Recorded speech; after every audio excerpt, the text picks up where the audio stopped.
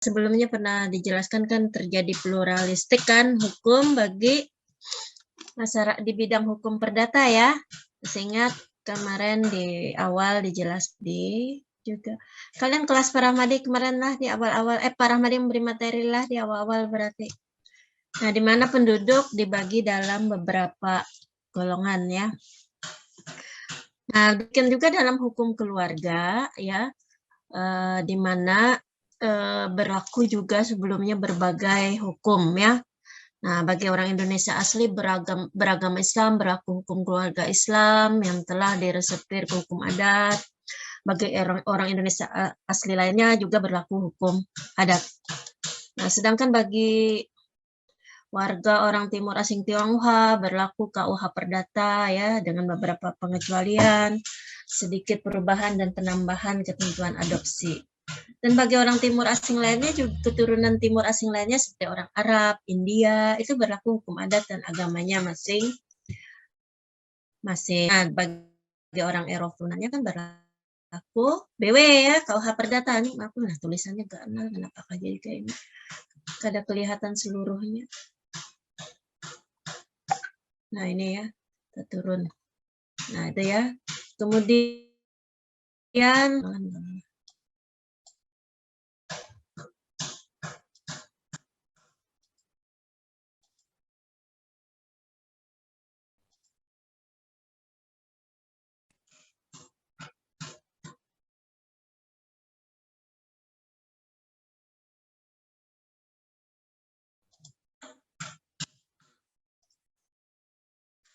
Kemudian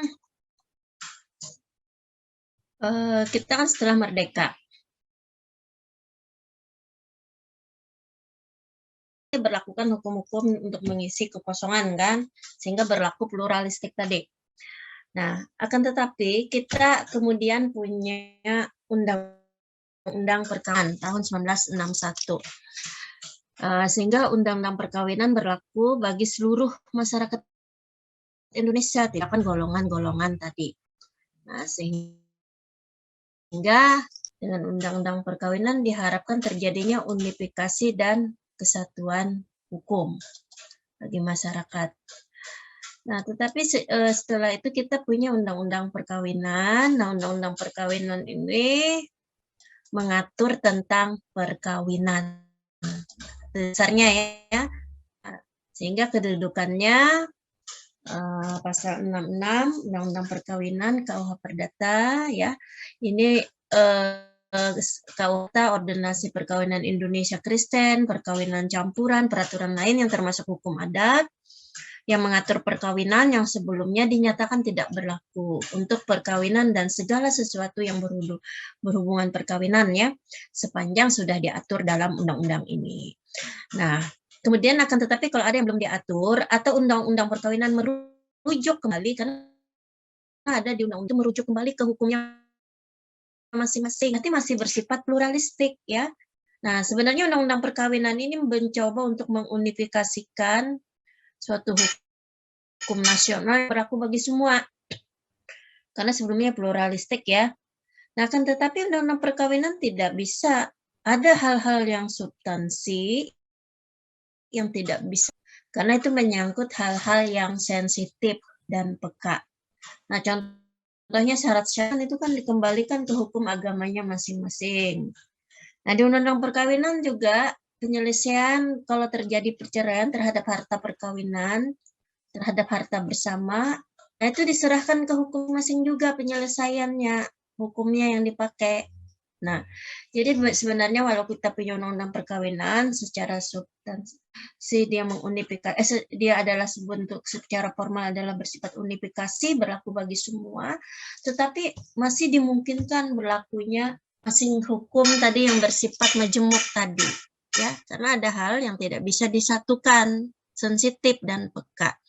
Nah, ini dulu dasarnya kan kita punya undang-undang perkawinan. Nah, tentunya sebagai dasar lahirnya perkawinan, keluarga kan itu tentu saja beranjak dari adanya perkawinan. Nah, kemudian bentar. Di dasar hukum tadi Undang-Undang Nomor 1 ya, ini ada beberapa. Undang-Undang Nomor 1 tahun 74.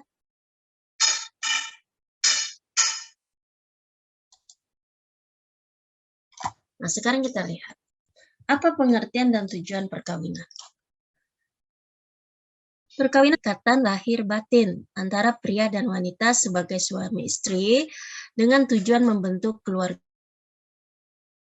rumah berdasarkan ketuhanan yang Maha Esa. Jadi di sini perkawinan adalah ikatan lahir ya batin dengan tujuan membentuk keluarga bahagia. Jadi tidak ada tujuan untuk membentuk keluarga yang sementara. Nah, sebenarnya kalau kawin kontrak itu bertentangan berarti dengan tujuan dari perkawinan. Nah, tentunya juga berdasarkan ketuhanan yang Maha Esa. Jadi perkawinan juga tidak lepas dari hukum agamanya juga. Nah, makanya undang-undang perkawinan kita selain perbuatan yang bersifat keperdataan juga ada kaitannya dengan hal yang berkaitan. Nah, sehingga sumber hukum perkawinan Undang-Undang Nomor 1 tahun 1974 ya. Nah, ini kemudian ada perubahan kan Undang-Undang Nomor 16 tahun 2009 tentang perkawinan. Nah, itu perubahannya tentang usia perkawinan. Yang sebelumnya kan wanita minimal 16 tahun menjadi 19 tahun. Nah, itu di perubahan Undang-Undang Nomor 1 tahun 74 yaitu Nomor 16 tahun 2019. Nah, ini Undang-Undang Nomor 7 tahun 1989 tentang peradilan agama, BW. Nah, ini ada peraturan-peraturan pelaksananya, PP. Nah, juga ada di kompilasi hukum Islam. Nah, ini sebenarnya impres saja dasarnya. Nah, ini digunakan hakim jadi pedoman dalam menangani perkara mereka yang muslim ya di pengadilan agama. Nah, ini petunjuk-petunjuk surat edaran. Ya, ini nanti ada. Nah, sekarang kita pengertiannya tadi, tujuan perkawinan adalah membentuk keluarga yang bahagia dan kekal sejahtera. Tadi menganut prinsip untuk juga undang-undang perkawinan menganut prinsip untuk mempersekar perceraian. Yaitu harus ada alasan-alasan tertentu di depan sidang pengadilan. Karena tujuan perkawinan adalah bahagia dan sejahtera. Sehingga perkawinan itu juga oleh undang-undang perkawinan dipersukar tidak dengan mudah, yaitu harus dengan alasan-alasan dan di depan sidang pengadilan. Nah, kemudian Ibu tidak, kita langsung ke syarat sah. Ibu ini kan kalau melihat nah yang kelasnya itu, oke kita langsung. Nah, sekarang syarat-syarat perkawinan. Apa syarat-syarat perkawinan? Yaitu adanya persetujuan kedua calon mempelai. Nah, apa persetujuan? Ya, tadi tidak boleh ada paksaan ya, tidak boleh ada tekanan ya. Diharapkan kan tujuan dari perkawinan tadi untuk menuju masyarakat yang kekal tentunya harus diawali dengan adanya persetujuan. Nah, kalau kalian punya Bang Sarani tentang seluk-beluk hukum perdata, Ibu rasa itu mudah. Jangan berharap sepenuhnya dari slide yang telah Ibu sampaikan. Nah ya, nah, itu tolong itu. Mahasiswa tuh sebenarnya wajib loh punya buku. Apa yang dibaca, kalau hanya sekedar penjelasan dosen itu nanti khawatirnya nangkapnya lain, setengah-setengah. Nah, sorry ini masih undang-undang lama, kemudian berubah. Ibu ini bahannya, nah Ibu tadi kemudian 16 tahun. Ibu ganti aja dulu nah ini slide-nya. Ini slide-nya 19 tahun kemudian kan dengan perubahan. Nah, kemudian kan dengan perubahan undang-undang tadi menjadi 19 tahun. Ibu ini baru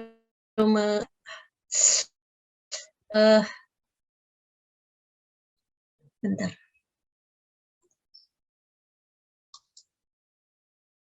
Cari itu Bu. Tidak bisa masuk ke Simarina, Ibu.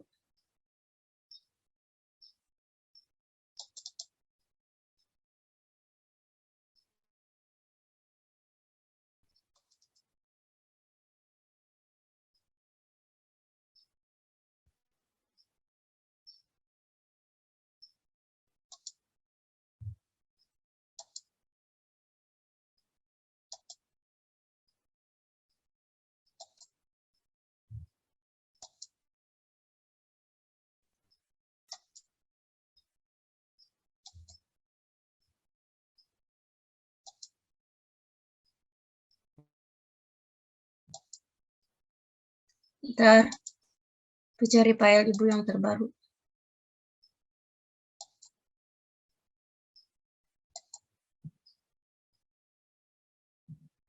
Usaha ini. Berarti itu file yang ibu berikan belum ibu revisi. Bentar ya. Nanti ibu cari file. Nah, jadi 11 tahun kan sekarang adanya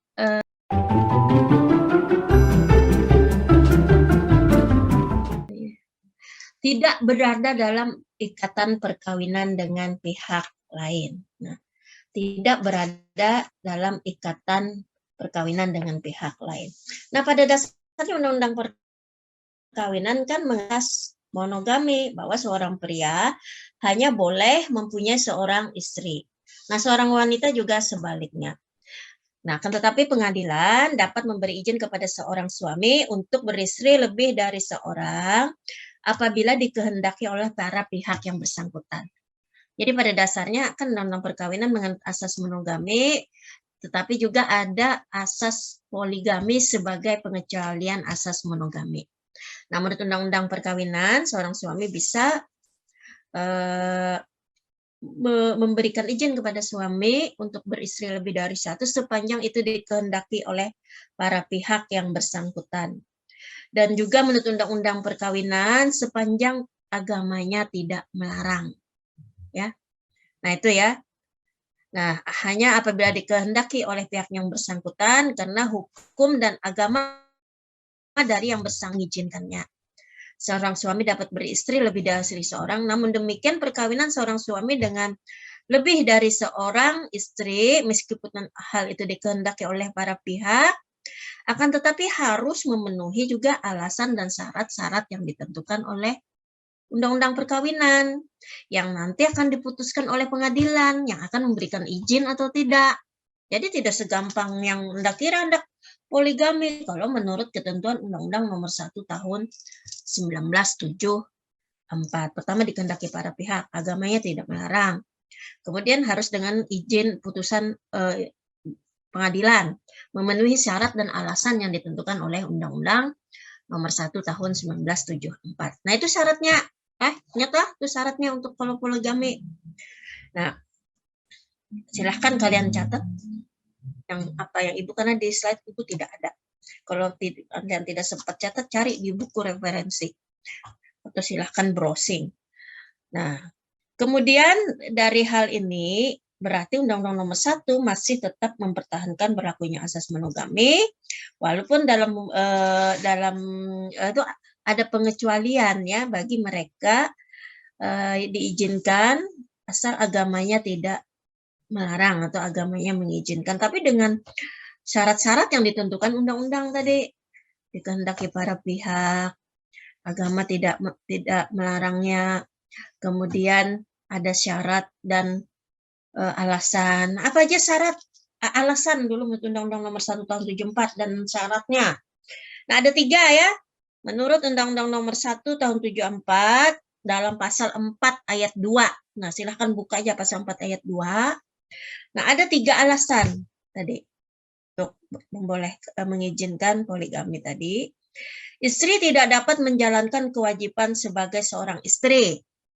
Tapi ini harus melalui pengadilan ya. Izinnya baru bisa diselenggarakan dan bisa dicatat.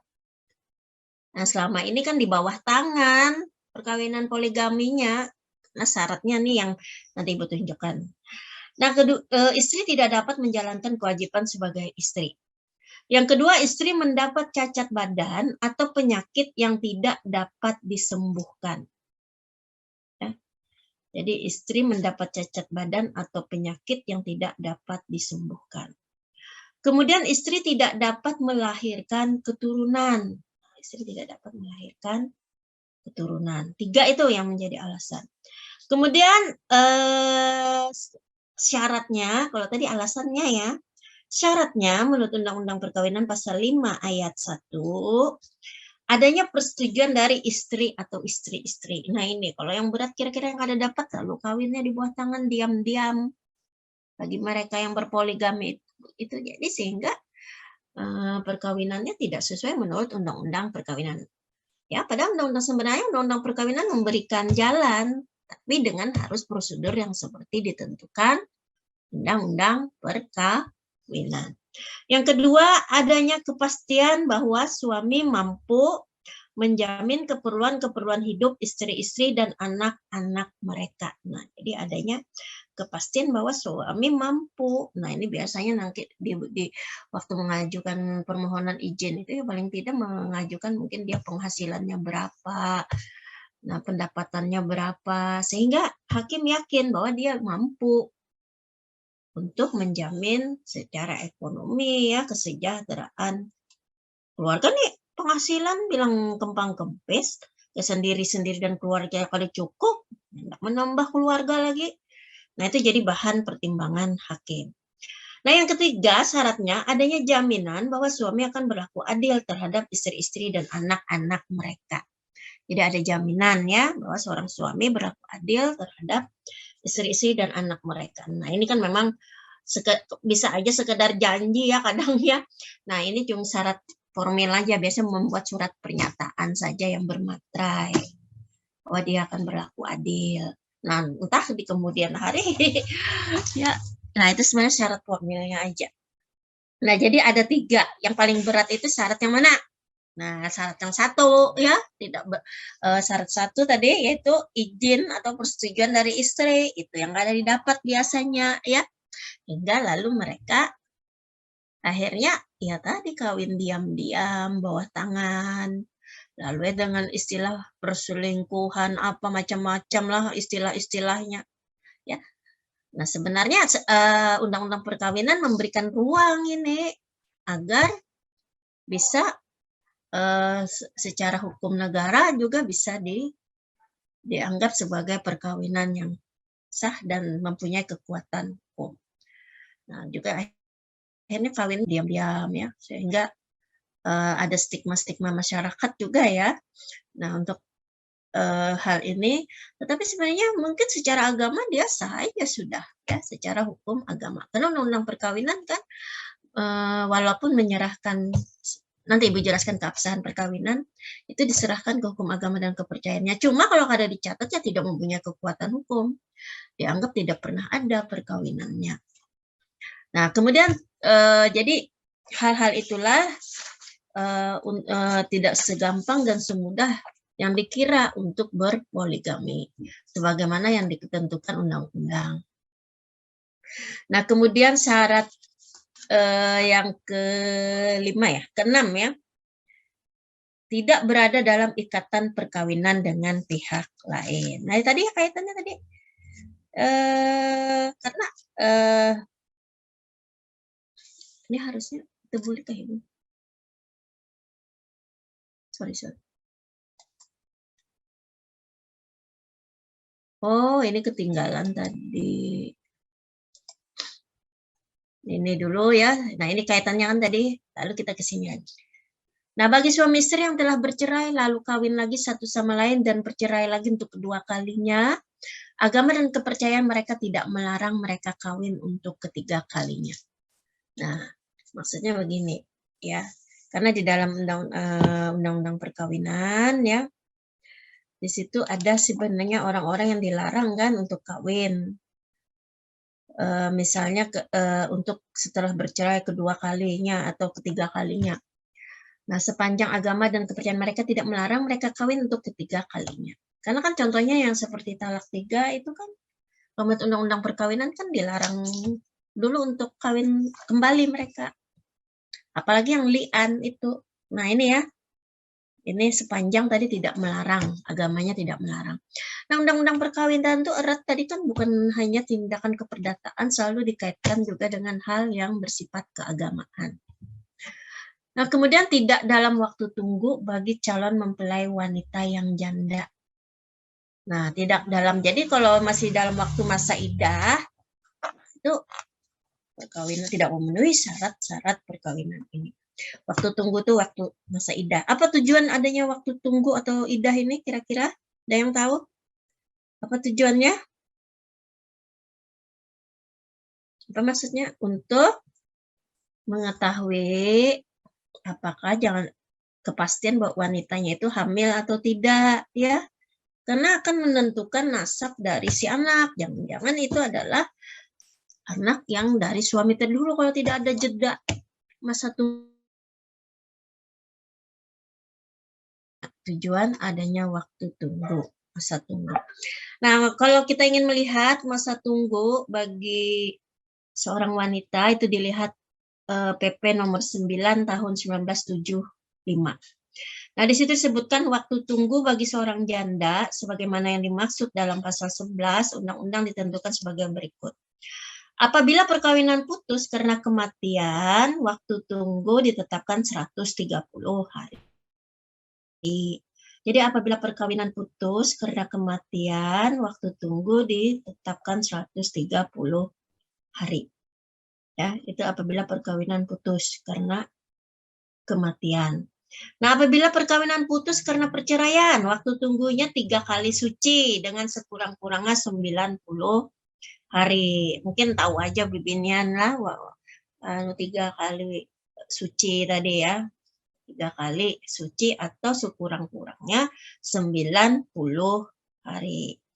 Kalau wanita kan tetap haid, nah berarti tidak akan ada kehamilan kan biasanya. Ya, walaupun kadang ada hal-hal yang di luar kelaziman ini, maka itu kan 3 kali ditunggu itu untuk kepastian tadi. 3 kali suci ya, atau sekurangnya 90 hari. Kadang ada juga wanita kan yang haidnya tidak teratur, ada yang tidak haid. Tapi sebenarnya dimungkinkan juga untuk hamil. Ada wanita yang dia kadang haid, kadang tidak, tapi tetap bisa hamil. Nah, hal-hal seperti ini lalu diberi jeda 3 bulan. Istilahnya 3 bulan ya, 90 hari kan sekurang-kurangnya tadi. Atau 3 kali suci tadi. Jangan, ada juga kan yang siklusnya pendek, ada sampai 30 hari. Tetapi kalau sudah 3 kali masa suci, nah itu dianggap sudah berakhir waktu tunggunya. Nah, bisa dipahami nih? Nah, kemudian tidak ada waktu tunggu bagi wanita yang waktu perkawinan tidak sempat terjadi hubungan suami istri. Jadi tidak ada waktu tunggu. Kalau tidak ada saat pernikahan mungkin ada masalah karena tidak ada pernah melakukan hubungan suami istri, maka tidak ada waktu tunggu. Nah, sedangkan kalau wanitanya tadi, jandanya tadi hamil, nah itu harus ditunggu sampai melahirkan. Nah, sebenarnya kada boleh menurut hukum Islam itu harus nunggu. Tapi kalau menurut kompilasi hukum Islam, kalau itu bapaknya juga boleh. Yang anak dalam kandungan itu kalau anaknya juga tidak ada, maksudnya boleh dilangsungkan perkawinan. Tidak perlu menunggu kelahiran anak tersebut. Tapi walaupun dalam hukum Islamnya sendiri itu ada beberapa perbedaan pendapat, tapi kompilasi mengambil bahwa boleh kalau itu adalah ayah dari anak itu sendiri, ayah biologis boleh waktu mengawini wanita hamil yang disebabkan olehnya sendiri. Nah, tapi kalau laki-laki lain menurut hukum Islam ya harus sampai melahirkan, ya. Yang jadi perdebatan itu kan yang si ayah anak itu. Tetapi kompilasi mengambil ketentuan bahwa kalau ayahnya sendiri boleh dilangsungkan perkawinan walaupun wanitanya sedang hamil. Tapi kalau laki-laki lain tuh harus menunggu sampai si wanita tadi melahirkan. Itu untuk kejelasan nasyab tadi ya. Nah, ini dulu ada yang ingin ditanyakan nih syarat-syarat perkawinan. Nah, kemudian sedikit lagi Ibu tambahkan, kita bicara tentang syarat sah perkawinan. Nah, jadi beda ya syarat-syarat perkawinan dengan syarat perkawinan. Bentar.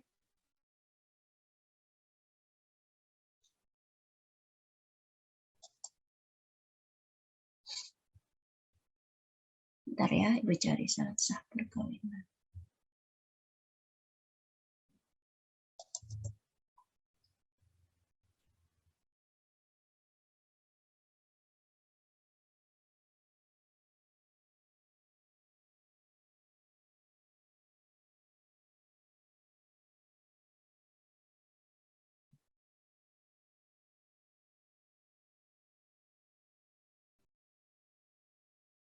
Bentar ya.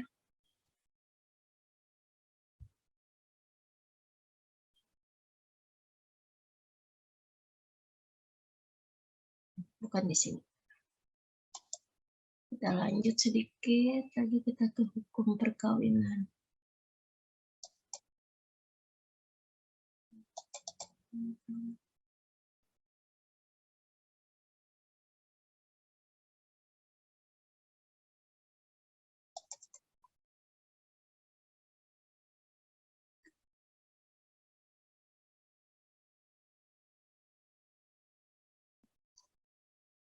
Nah ini ya, kemudian, nah ini sebenarnya file yang Ibu cari tadi. Nah ini yang sudah Ibu perbaiki kan, ya ada syaratnya kan 19 tahun. Ini sebenarnya yang Ibu cari tadi. Nah ini kita lanjut syarat sah perkawinan. Nah ini sah tidaknya diukur dari ketentuan agama dan kepercayaannya masing-masing. Karena sebenarnya kalau kita lihat hal ini diatur dalam pasal 2 ayat 1 Undang-Undang Nomor 1 Tahun 1974. Jadi beda ya syarat-syarat perkawinan dengan syarat sah perkawinan. Nah, jadi perkawinan adalah sah apabila dilakukan menurut hukum masing-masing agama dan kepercayaannya itu. Nah, jadi penjelasan dengan perumusan pasal 2 ayat 1 ini tidak ada perkawinan di luar hukum masing-masing agama dan kepercayaan itu sesuai Undang-Undang 45 yang dimaksud hukum masing-masing agamanya dan kepercayaannya itu termasuk ketentuan perundang-undangan yang berlaku bagi golongan agamanya dan kepercayaannya itu sepanjang tidak bertentangan atau tidak ditentukan lain dalam undang-undang. Jadi untuk menentukan sah itu adalah agama dan kepercayaannya. Nah, sebenarnya pasal 2 ayat 1 ini terjadi perdebatan waktu dibentuknya Undang-Undang Nomor 1 tahun 1974. Sebenarnya pasal 2 ayat 2 tentang pencatatan perkawinan itu merupakan satu kesatuan. Nah, sorry dulu ya. Jadi sah tidaknya di ketentuan hukum agama dan kepercayaan masing-masing. Nah, kemudian ada lagi asas perkawinan terdaftar, di mana tiap-tiap perkawinan yang dilakukan menurut hukum masing-masing agama dan kepercayaannya dianggap mempunyai kekuatan hukum bila dicatat menurut peraturan perundang-undangan yang berlaku. Nah, apa fungsi pencatatan? Nah, kebanyakan ahli hukum dalam sarjana hukum yang dianut umat Islam kan itu pencatatan hanya tindakan administrasi belaka, bukan menentukan sah atau tidak perkawinan. Tetapi para ahli sarjana serta golongan yang selama ini tunduk kepada ketentuan BW atau HOCI di mana perkawinan hanya dapat dibuktikan dengan akta perkawinan sehingga menentukan sah tidaknya perkawinan. Nah, sehingga di mana menurut kalau yang sarjana di pasal 2 ayat 1 harus dibaca sesuai satu kesatuan. Pasal 2 ayat 2 itu tentang pencatatan perkawinan ya. Nah, kalau kita lihat sebenarnya sejarah penetapan Undang-Undang Nomor 1 tahun 1974, nah fungsi pencatatan awalnya dikehendaki sebagai syarat sah perkawinan, yang mana rumusannya sebelumnya mendapat tantangan keras, terutama pada wakil rakyat Fraksi Persatuan Pembangunan saat itu. Dianggap bertentangan dengan akidah Islam. Akhirnya diperoleh kompromi bahwa pencatatan juga penting, sehingga tetap ada, namun pencatatan perkawinan tidaklah menentukan sah tidaknya suatu perkawinan, tetapi ditentukan hukum masing-masing kepercayaannya. Sehingga lalu pasal 2 ayat 2 itu yang pencatatan terpisah dengan ayat 1. Tetapi ya konsekuensinya ya hampir sama aja. Kalau tidak dicatat kan tidak mempunyai kekuatan hukum. Ya. Tidak mempunyai kekuatan hukum. Nah, jadi ya itu ya. Nah, kemudian maksud pencatatan untuk membuktikan telah dilangsungkannya suatu perkawinan walau tidak menentukan keabsahan perkawinan. Sehingga untuk tertib administrasi dan kependudukan serta menjamin kepastian hukum, nah itu suatu keharusan diadakan. Nah, hal ini sejalan juga dengan kompilasi hukum Islam bahwa perkawinan itu harus dicatat perkawinan yang tidak dicatat atau di hadapan pegawai pencatat, pengawas pegawai pencatat nikah, maka nah, jadi kalau tidak mempunyai kekuatan hukum, dia tidak bisa membuktikan bahwa perkawinan itu secara hukum tidak punya kekuatan. Walaupun mungkin ada aja buktinya ini. Tetapi tetap menurut Undang-Undang Perkawinan, perkawinan yang tidak dicatat tidak mempunyai kekuatan hukum. Ya. Nah, ini ya. Kemudian isbat nikah. Nah, ini dalam tidak perlulah kalian tidak sampai ke sini materinya. Ini nanti dalam perkawinan. Nah, kemudian untuk ini dulu ada yang ingin ditanyakan? Ada yang ingin ditanyakan? Ada? Izin bertanya, Bu. Ya, silakan. Kalau misalkan Pak Sutri itu ketahuan tidak mempunyai pencatatan sipil kayak gitu, Bu. Itu berarti melanggar hukum atau hanya tidak mempunyai kekuatan hukum, Bu, pernikahannya? Yang jelas kita kan ini perkawinan ini kan aspeknya kan sebenarnya keperdataan, ya. Walaupun sebelumnya dulu ada sanksi di Undang-Undang Perkawinan, tetapi kan itu karena ini sifatnya keperdataan ya tidak efektif. Nah, jadi sebenarnya perkawinan tidak tercatat itu akibatnya tadi akhirnya tanggung sendiri. Ya, itu tidak mempunyai kekuatan hukum, apalagi biasanya yang dirugikan istri, anak yang lahir dari perkawinan tersebut.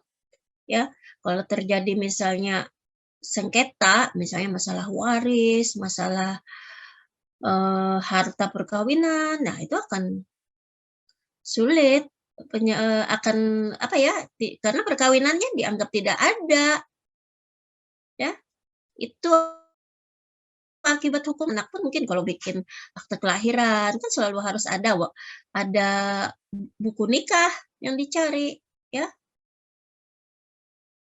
Nah, bisa dipahami? Bahkan kalau terjadi sengketa waris, nah misalnya, terjadi di pengadilan. Nah, ini dia membuktikan perkawinannya apa? Karena hukum taunya bahwa perkawinan itu hanya bisa dibuktikan dengan akte perkawinan tadi, dengan buku perkawinan tadi. Ya. Hukum menganggap itu tidak mempunyai kekuatan hukum. Oke? Terima kasih, Bu. Jadi yang wanita jangan hakun ya. Perkawinannya kada dicatat, rugi nanti. Apalagi misalnya hartanya banyak, ada nama suami. Wah, itu susah Anda mengklaim bahwa itu harta bersama. Ya. Walaupun mungkin bagi mereka yang beragama Islam sih ada upaya isbat nikah tadi. Nah, Ibu tidak menjelaskan di materi hukum perdata, karena itu materi hukum perkawinan. Nah, itu isbat nikah, misalnya perkawinan yang orang kan sekarang banyak yang dikasiri dulu baru kemudian dicatat, ya. Baru mereka kawin yang resminya secara dengan di KUA atau pegawai pencatat nikah. Nah, itu pun sempat menimbulkan kontroversi juga kan, seperti kasusnya siapa kemarin yang artis itu sampai hendak dilapor-laporkan. Nah, sebenarnya upaya yang benar itu harusnya isbat sih kalau sudah dilangsungkan perkawinan. Tetapi kan masyarakat kita biasanya kebanyakan seperti itu, nikah siri dulu, masih mumpung daripada berzina, katanya daripada berdosa, ya, karena kemana-mana berdua. Lalu karena baru mungkin diselenggarakan yang secara resminya. Nah, sebenarnya ini yang kasus apa ada orang mendengar yang sampai hendak laporan dianggap kebohongan publik apa ya. Nah, sebenarnya kan ranah pribadi sih sebenarnya masalah perkawinan. Saya rasa tidak perlulah sampai yang pembohongan publik, kan itu masalah pribadi. Kalau itu sampai dipidana juga, orang yang menikah dengan diam-diam itu menyembunyikan status pernikahannya itu juga bisa dikatakan pembohongan publik, ya. Ya kan? Nah, mungkin ya tadi banyak yang kecewa, ternyata mereka sudah nikah duluan, kayak penggemar, entah para yang tidak suka ya terhadap si artis ya. Nah, itu juga suatu hal yang menjadi fenomena di masyarakat. Nah, jadi motivasi nikah tidak tercatat itu macam-macam. Ada yang memang tidak sulit untuk memenuhi syarat perkawinan, contohnya tadi yang poligami. hendak kayak kawin resmi kayak sesuai undang-undang perkawinan, tetapi istri hamuk banara istri, ya. Atau kendalanya kan juga kalau pegawai negeri lebih banyak lagi syarat-syaratnya untuk poligami tadi, harus ada izin atasan juga, ya. Prosedurnya tidak mudah juga. Nah, harus yang jelas juga melibatkan pengadilan.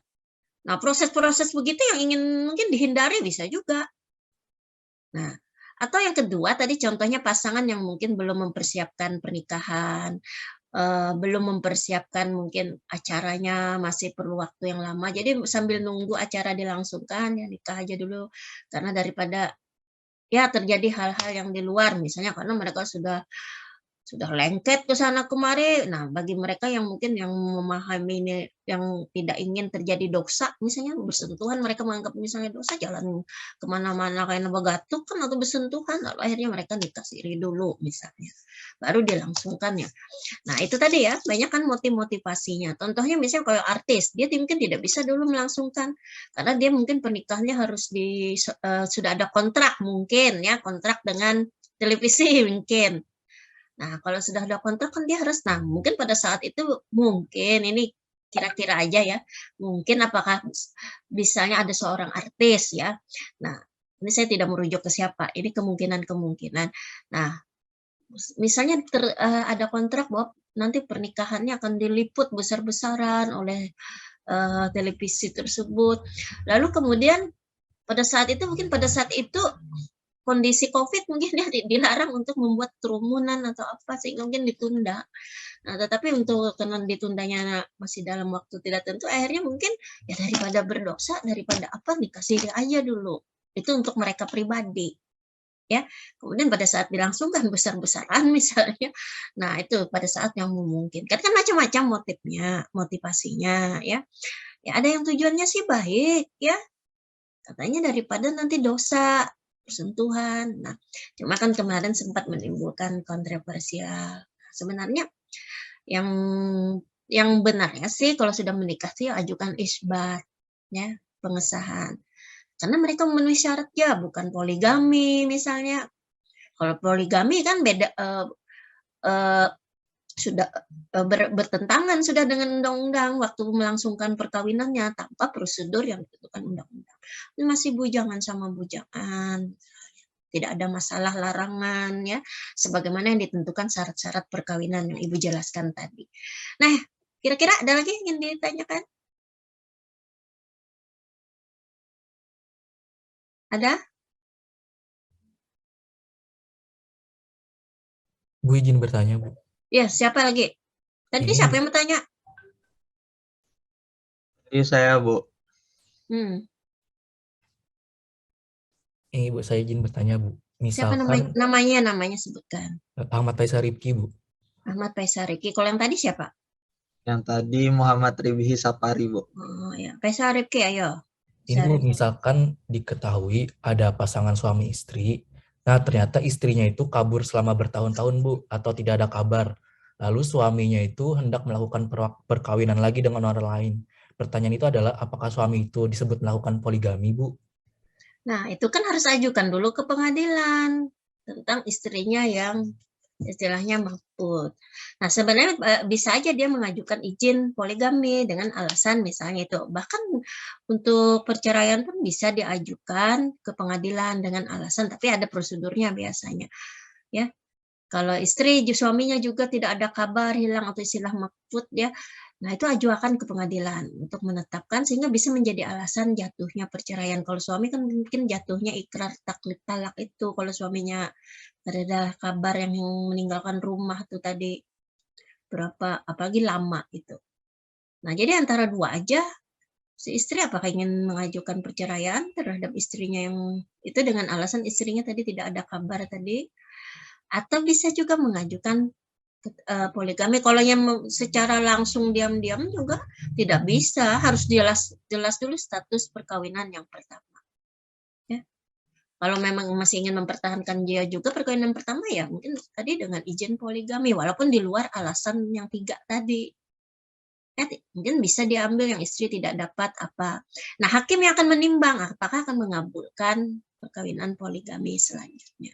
Dan itu harus dibuktikan di pengadilan. Ya. Kalau kawinnya diam-diam itu kan sudah tidak tercatat lagi, tidak dengan izin pengadilan juga. Nah, memang itu ya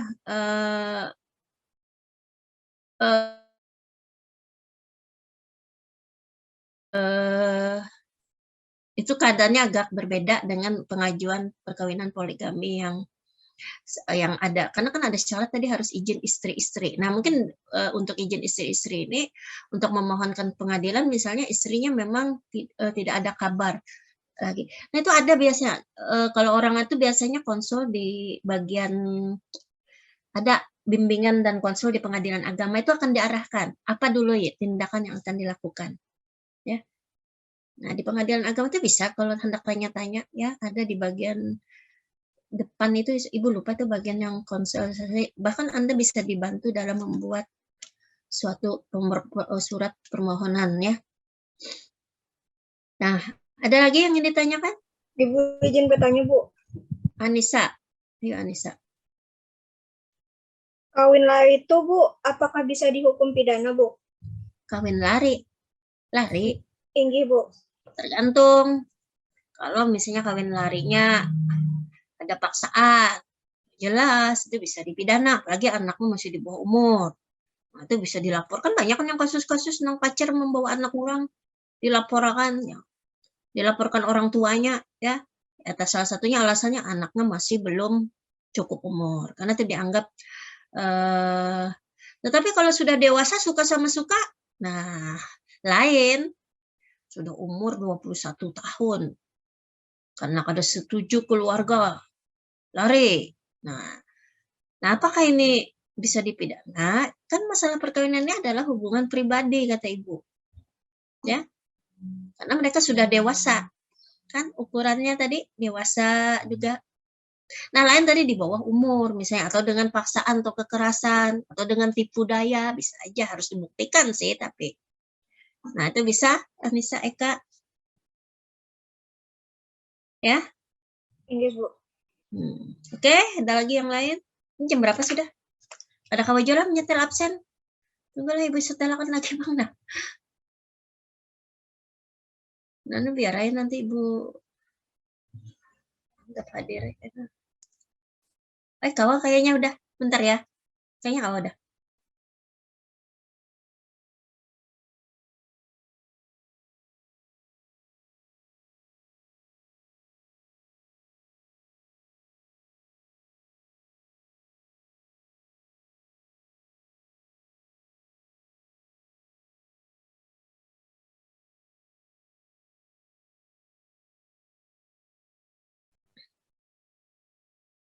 Bentar ya.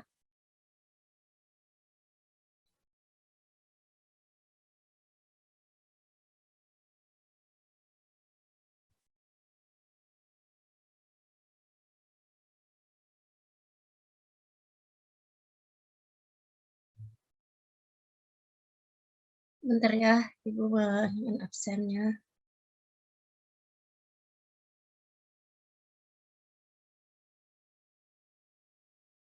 Bentar. Hari ini jam Selasa.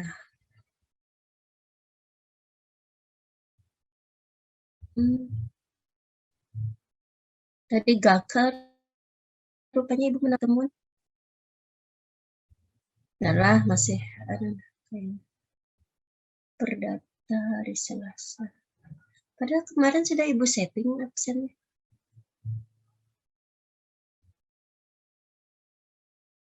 Ini pertemuan 8 ya kita? Iya, Bu. Pertemuan 8 ya. Nah, ini bisa sudah absen. Setting dulu. Hari ini tanggal 29 ya hari ini ya. 29. 7 pengertian. Tujuan dan syarat. Syarat perkawinan.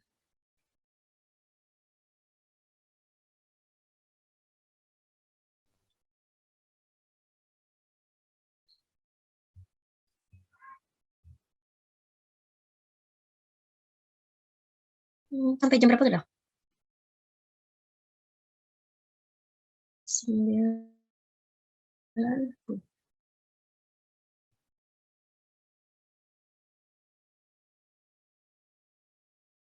Astaga.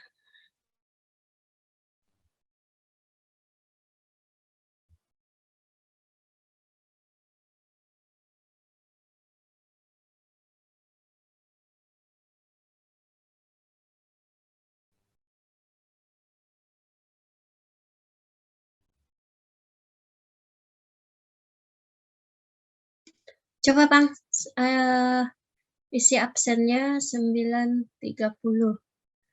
Bisa nggak diisi? Tadi Bu Suta 9.30, jam Ibu ini laju. Coba Bang, bisa? Sudah Bu, bisa. Ayo cepat aja, jangan waktunya paling tuh 10-15 menit aja lah ngabsen. Ibu tunggu aja kalian ngabsen dulu. Ada yang dari kelas lain nih? Kurikulumnya perdata? Oh, cuma satu kelas saja. Ibu bertanya lagi, boleh lagi. Ibu lagi ngecek ini. Ya silahkan apa? Ini kan Bu, di Indonesia nih lagi marak dengan sebutan kawin kontrak. Nah, itu tuh gimana Bu? Maksudnya Bu, itu diterima lah Bu di Indonesia Bu? Ya sebenarnya kan kalau kita kembali ke tujuan undang-undang perkawinan kan, tadi perkawinan tujuannya adalah bahagia yang kekal. Jadi kenal sama undang-undang perkawinan, kawin kontrak itu. Tapi saya rasa mereka kawin kontrak itu rata-rata ya di bawah tangan juga. Ada harapan mereka akun dicatat. Ya jelas itu tidak mempunyai kekuatan hukum. Bahkan bertentangan dengan syarat syah perkawinan. Mungkin dalam hukum agama masing-masing juga dilarang kawin kontrak itu. Semua saya yakin agama itu menginginkan perkawinan itu adalah untuk selamanya. Tidak ada yang mungkin. Nah, itu tergantung ya hukum agamanya masing-masing itu sah tidaknya. Tetapi secara hukum negara ya jelas rata-rata itu kan mana mau mereka kawinnya aja kawin kontrak pasti sudah tidak tercatat. Maka itu tidak mempunyai kekuatan hukum. Sama dengan nikah yang tidak tercatat tadi ya. Nah, bisa dipahami? Bisa. Kawinnya aja kontrak mereka berbatas, mana mungkin kan mau kawinnya sesuai prosedur undang-undang perkawinan, makin sulit kan cerainya itu ya, pasti tidak mempunyai kekuatan hukum. Nah Ibu kira cukup dulu lah, Ibu ada mau ujian UTS juga habis ini mahasiswa. Kalau begitu nanti boleh tanya minggu depan lagi Ibu. Kalau gitu assalamualaikum warahmatullahi wabarakatuh. Sudah absen semua ya, tidak ada masalah lah. Inilah sudah Ibu tanyakan, tidak ada yang masalah absennya. Kalau gitu Ibu tutup perkuliahan hari ini. Bentar Ibu untuk bukti presensi.